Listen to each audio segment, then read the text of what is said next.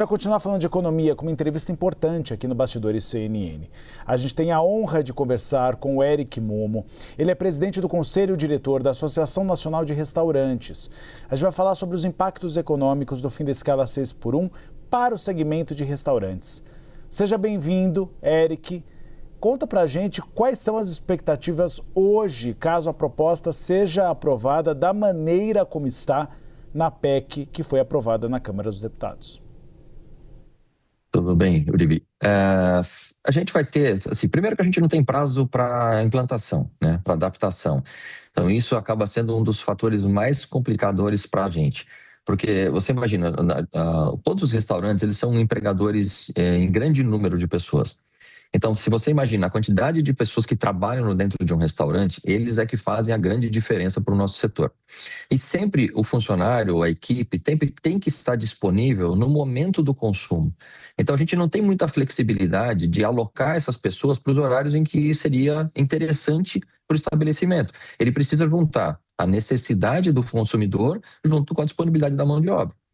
Então, quando a gente fala de ter pouco prazo para fazer uma adaptação e uma mudança de escala, a gente começa a pensar, poxa, quais os restaurantes que vão conseguir se adaptar e de que maneira que eles vão conseguir se adaptar. Então, a gente vai ter com certeza que fazer maior número de contratações para cobrir essa necessidade nos horários em que a gente não tem mão de obra disponível, né? E, obviamente, vai ter um repasse para o preço final do consumidor. Então, esse é um dos impactos, isso se a gente não falar na complexidade depois de fazer a gestão disso tudo. Então, a gente começa, vamos dizer, partindo desse ponto, em que há uma mudança sendo imposta numa velocidade em que os restaurantes não conseguem implementar nem por necessidade de contratação e nem para fazer o ajuste nem econômico e nem operacional dos seus negócios. Então, esse eu só estou condensando aqui, né, alguns pontos que são extremamente importantes para a gente nessa implantação acelerada, vamos dizer assim.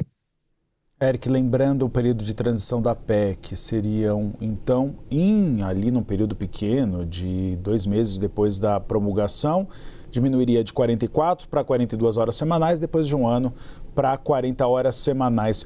Qual seria o período de transição adequado que você avalia para essas mudanças? Olha, é difícil dizer como uma regra única, mas eu acho que deveria ser estendido. Eu acho que tudo está sendo feito a toque de caixa. A gente sabe, isso já foi discutido em inúmeros lugares, em redes sociais você vê essa pauta sendo discutida, todos os meios de comunicação estão falando a respeito de que existe uma intenção totalmente eleitoral para essa discussão. Então, não existe uma análise técnica, a gente não tem tempo de avaliar. A diversidade do tipo de restaurante, se a gente pensa, né, dentro do setor que a gente opera hoje, existem uma série de diversidades. Então, vamos pensar, tem um restaurante que trabalha com alimentação por quilo, no horário de almoço, de segunda a sexta em uma zona comercial. Para ele, trabalhar numa escala 5x2 já é a prática do dia a dia. Então, a regulamentação não vai fazer nenhuma diferença para esse restaurante. Porque ele pode trabalhar dentro desse período e já conseguir ter êxito no seu negócio, funcionar bem, pagar bem a sua equipe e estar tendo lucro. O resultado do restaurante está sendo positivo para o empreendedor. Por outro lado, você pode ter restaurantes que trabalham em zonas que são totalmente temporárias, como cidades litorâneas, que trabalham com temporadas mais específicas e precisam de uma mão de obra num momento mais intenso, sem um intervalo de descanso tão extenso, né, para que você possa colher resultado. E aquele momento vai ocorrer 1 vez ou 2 por ano, em momentos de férias, por exemplo. Então, a gente falando de restaurantes e essa diversidade no nosso setor, né, restaurantes que trabalham só jantar, só trabalham almoço e jantar, alguns que têm o café da manhã, restaurantes dentro de hotéis. Então, essa diversidade toda fazem com que a gente não tenha uma regra que a gente consiga implantar para todo mundo e que seja igual para todos. A única coisa que é comum para todos os restaurantes é que a mão de obra precisa estar disponível no momento em que o consumidor quer o atendimento. A gente não tem outra forma de fazer isso.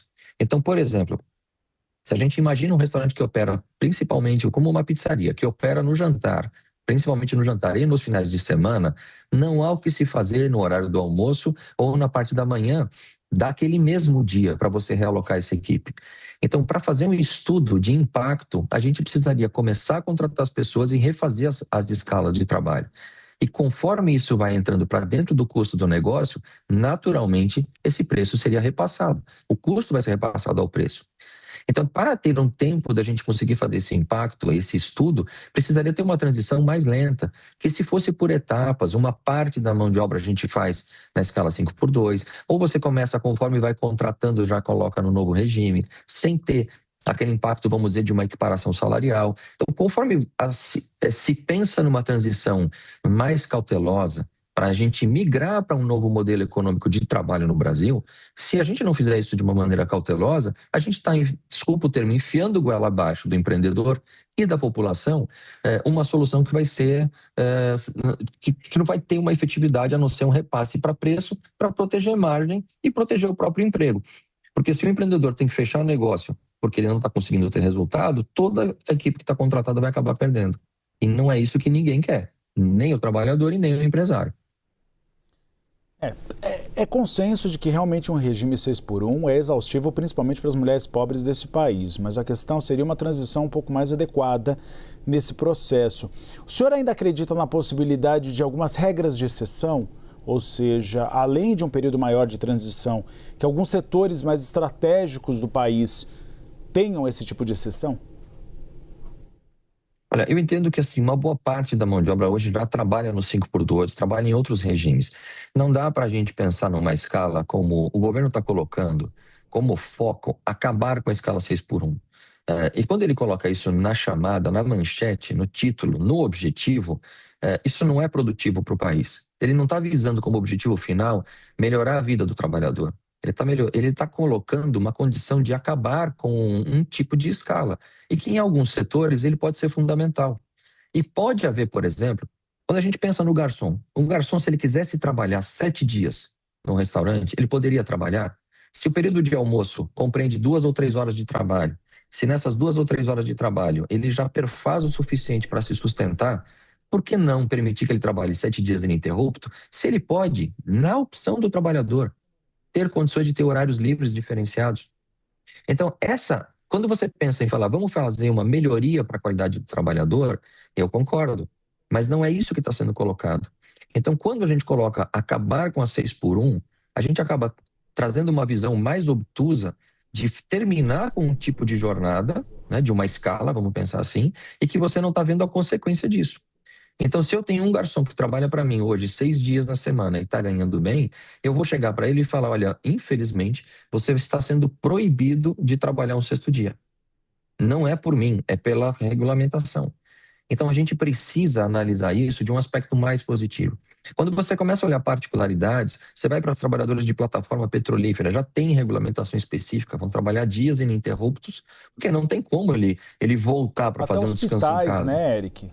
Até hospitais, às vezes Exato. os enfermeiros ficam e depois eles descansam. Exato. Então a gente já tem setores, tem tipos de empregos que já trabalham com certa particularidade. Então por que não olhar então para as necessidades individuais? Se a gente imagina, vamos fazer uma visão de lupa. Se a gente olhar para a relação 1 a 1 entre um empregado específico e um empreendedor, se eles conseguissem tirar um acordo, chegassem no meio termo que fosse bom para os dois, é a melhor possibilidade que tem. Você sai desse indivíduo e vai para o cargo que ele ocupa. Quantas mais pessoas do cargo você agradar, seria melhor, só que fica um pouco mais complexo porque você está envolvendo mais pessoas. Aí você expande do cargo para todo o restaurante, dos restaurantes você expande para um setor, do setor você expande para uma cidade, para uma economia toda. Quanto mais macro é isso, mais complexo fica você colocar uma regra fixa e que funcione para todo mundo.